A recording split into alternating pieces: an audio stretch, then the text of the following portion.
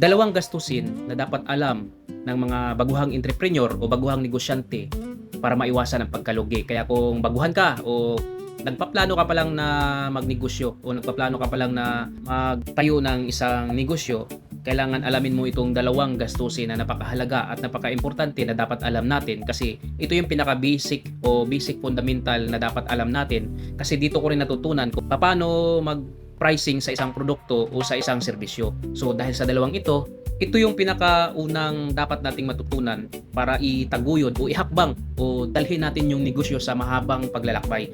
Dahil sa dalawang dito ko nalalaman kung paano ang tamang pagpresyo o tamang pagkontrol ng ating paglabas-pasok ng ating pera dito sa negosyo, at alalahanin natin na ang negosyo ay isa rin niyang tao, na kung halimbawang hindi niya kayang suportahan o hindi niya kayang tustusan ang kanyang sarili, ay mapupunta yan sa pagkalugi. Kaya para sa mga baguhan dyan, panoorin nyo ito, baka makakuha kayo ng idea dito at makakapulutan nyo at mai-apply nyo sa sarili nyong negosyo. Dahil ito yung natutunan ko na sa 6 na taon kong experience sa pagninegosyo, ito yung natutunan ko na naging applicable sa negosyo na pinapatakbo ko ngayon. So una, ayan yung fixed cost. Ang fixed cost, ayan yung mga bayarin o yan yung mga expenses natin na kahit hindi kumikita yung negosyo o kahit kumita man yung negosyo natin, babayaran at babayaran talaga natin. Wala tayong excuses, malugi o may income man o wala, kailangan natin siyang bayaran. Tulad ng rental. Kung halimbawa nagre-renta ka ng pwesto sa inumpisahan mong negosyo, mapabilong yan sa fixed cost yung rental expenses mo sa buwan-buwan mong binabayaran. Sumunod dyan ay yung tubig at kuryente. Normal na gumagamit tayo ng kuryente sa negosyo natin, lalong-lalo na sa motor shop, sa Cycle Care Motor Shop na meron kaming mga power tools. So, kailangan din naming bayaran ang kuryente buwan-buwan. Ang tubig ay hindi gaano kataas yung tubig namin dahil sa gumagamit lang naman kami ng tubig pagka naghuhugas kami ng mga pinagkainan at nagsi-CR yung mga customer, pati yung mga kasama namin dito sa trabaho. So, yan lang yung gamit ng tubig. So, hindi siya ganun kalaki. At kasama dyan yung kung mayroon tayong pinapasahuran na tao. So, kung mayroon tayong mga pinapasahuran na empleyado, kasama rin yun sa fixed cost. So, kailangan alamin natin yung total fixed cost ng buong kumpanya sa isang buwan at atin itong i-divide sa 30 days na dapat alam natin sa isang araw kung magkano yung fixed cost natin. At syempre hindi rin maiwasan yung taxes natin. Kasali rin yun sa fixed cost. Napasama rin siya sa fixed cost dahil syempre nagbabayad tayo ng tax buwan-buwan o quarterly sa mga negosyo na inumpisa natin, lalong-lalo na pagka yung negosyo natin ay nakarehistro na tayo sa DTI o sa SEC. So kailangan natin siya ng monthly or quarterly taxes na binabayaran.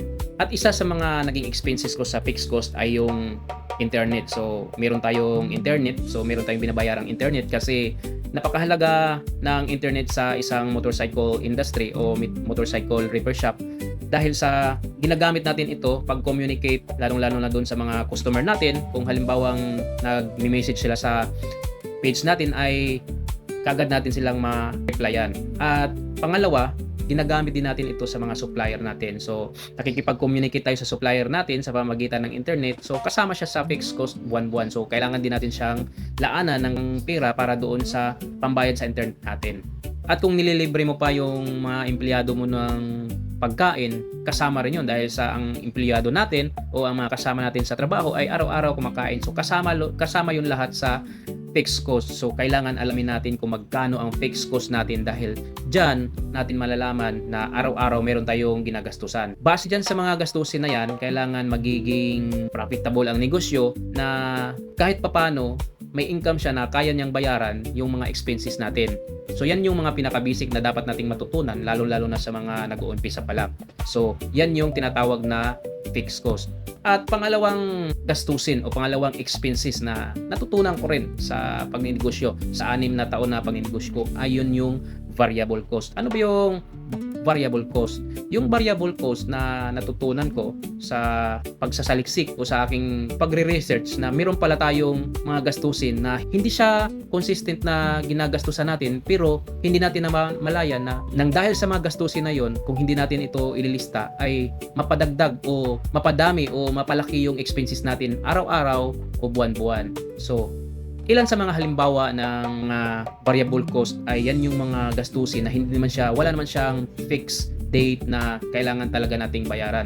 Tulad ng halimbawa ng mga ballpen, yung mga papel, yung mga carbon na ginagamit natin. Kung minsan may mga pabili ng mga maintenance sa shop natin, sa mga tools natin, kailangan din natin yung ilista araw-araw. So ngayon, sa isang listahan mo, dapat meron kang isang page dyan na nakahati. Mayroong fixed cost at mayroong variable cost. So ngayon, lahat ng mga fixed cost, kailangan nating isulat yan lahat dyan. At lahat naman ng mga gastusin na unexpected na kailangan talaga sa negosyo natin. So yan yung tinatawag ko na variable cost. Ililista rin natin yan.